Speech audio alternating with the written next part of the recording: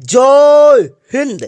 आज का आपका क्लास होने वाला है छत्तीसगढ़ प्री डिलेट का। मैं कहूंगा साथियों, अगर आप पहली बार पेपर देने जा रहे हो, तैयारी नहीं किए हो और चाहते हो कि ये एग्जाम आपका क्लियर हो जाए, तो आज का यह क्लास आपके लिए वरदान साबित होगा। हम आपके लिए छत्तीसगढ़ प्री डिलेट के लिए ऐसा सवाल तैयार किए हैं जो कि सीधे आपके 4 जून के पेपर में हूबहू देखने को मिलेगा। अगर आपका भी 4 जून का पेपर है और तैयारी नहीं किए हो, तो आज का यह क्लास आप देखकर अपने एग्जाम में चले जाओ। तो आज का आपका पहला प्रश्न है साथियों, छत्तीसगढ़ राज्य का गठन किस वर्ष हुआ था? आपके पेपर में हूबहू ये सवाल देखने को मिलेगा साथियों, बिल्कुल सही करोगे। छत्तीसगढ़ राज्य का जो गठन हुआ था वह हुआ था 1 नवंबर 2000 ईस्वी को। और साथ में यह भी सवाल बन सकता है आपके पेपर में कि छत्तीसगढ़ देश का कौन सा राज्य बना था, आप याद रखोगे। छत्तीसगढ़ जो है भारत का 26वां राज्य बना था, आप याद रखोगे।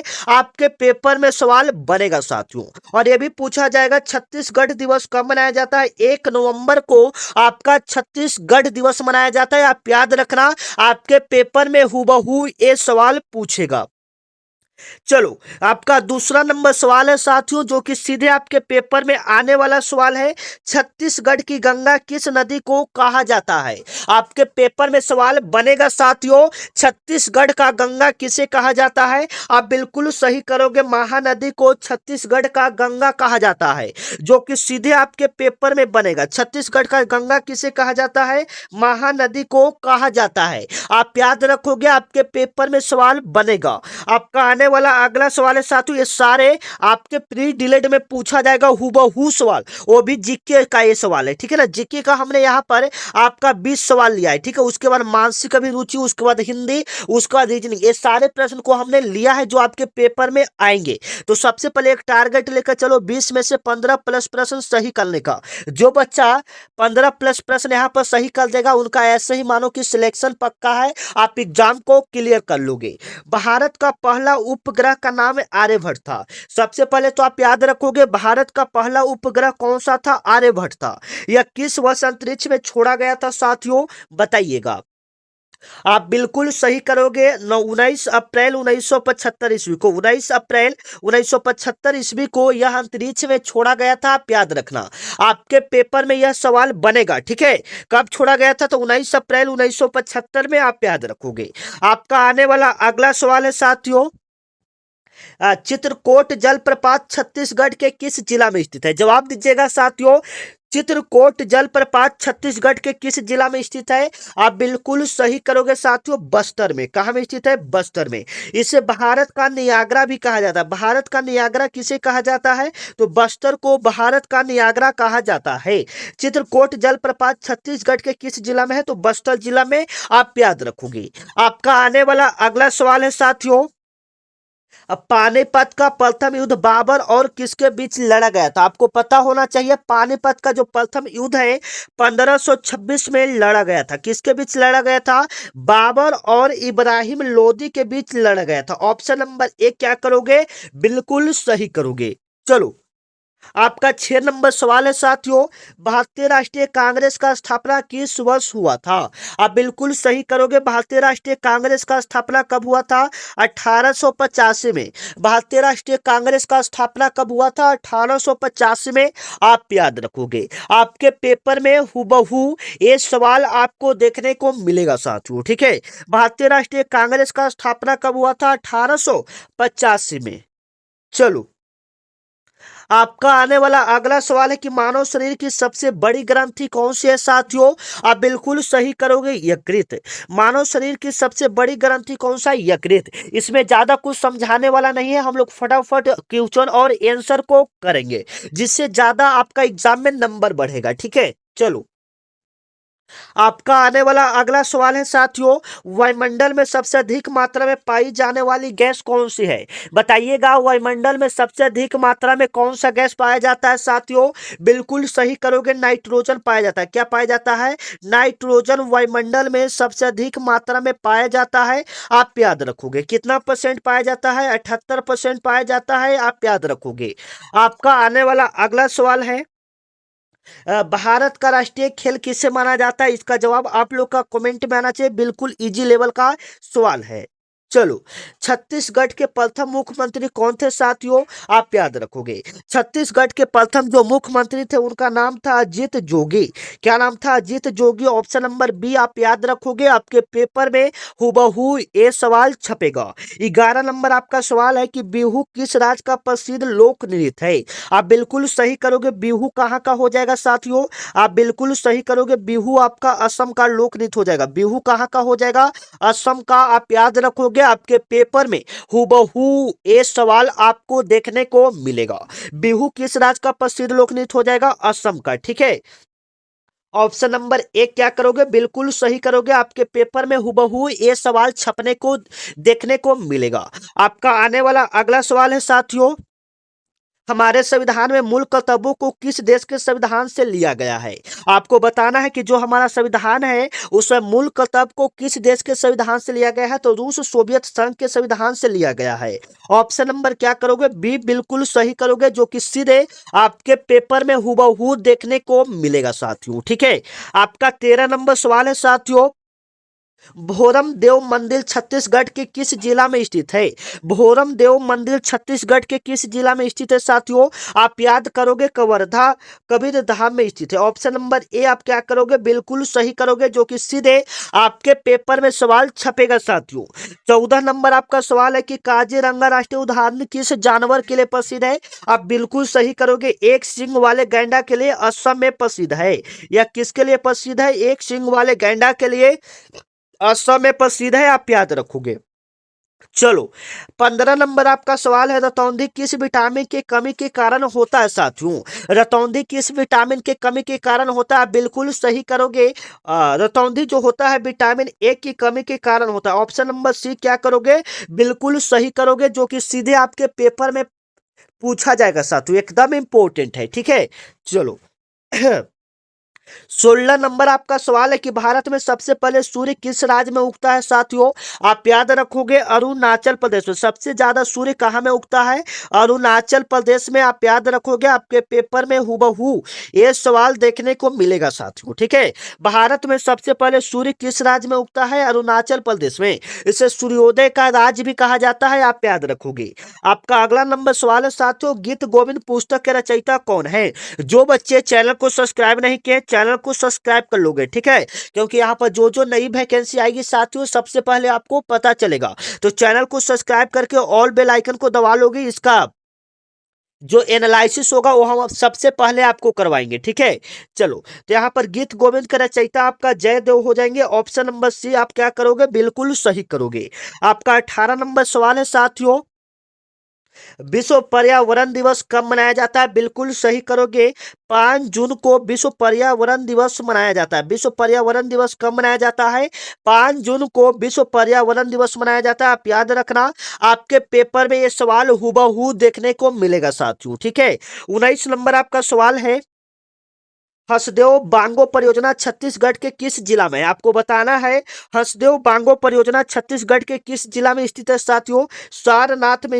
ये कहाँ में हो जाएगा? आप याद रखोगे। ठीक है। कोरबा में। कहाँ में हो जाएगा? कोरबा में। ऑप्शन नंबर एक क्या हो जाएगा? बिल्कुल राइट होगा।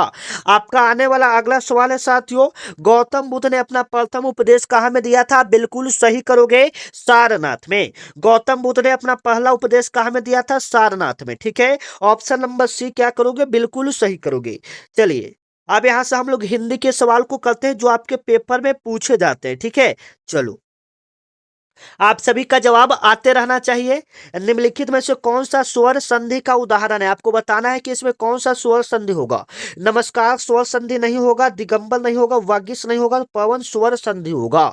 और इसका संधि विच्छेद भी आपके पेपर में बन सकता है। तो याद रखोगे, पो प्लस में अन। इसका संधि विच्छेद क्या हो जाएगा? पो प्लस में अन। आप याद रखोगे, आपके पेपर में हूबहू ये सवाल देखने को मिलेगा। आपका आने वाला अगला सवाल, जो सब कुछ जानता हो उसके लिए एक शब्द में क्या होगा? जो सब कुछ जानता हो उसको एक शब्द में हम लोग सर्वज्ञ कहते हैं। क्या कहते हैं? सर्वज्ञ कहते हैं। ऑप्शन नंबर बी आपका क्या होगा? बिल्कुल राइट होगा। चलो, आपका आने वाला अगला सवाल है, उत्कर्ष शब्द का सही विलोम शब्द क्या होगा? उत्कर्ष का उल्टा क्या हो जाएगा? अपकर्ष। उत्कर्ष का उल्टा क्या हो जाएगा साथियों? अपकर्ष हो जाएगा। आप याद रखना, आपके पेपर में हूबहू ये सवाल छपेगा, ठीक है। चलो, आपका 24 नंबर सवाल है, हाथ मलना मुहावरे का सही अर्थ क्या होगा? बिल्कुल सही करोगे। हाथ मलना मुहावरे का अर्थ हो जाएगा पछताना। क्या हो जाएगा? पछताना। आप याद रखोगे, आपके पेपर में हूबहू ये सवाल देखने को मिलेगा। कम समय में आपको हम सिलेक्शन दिलवाएंगे, ठीक है।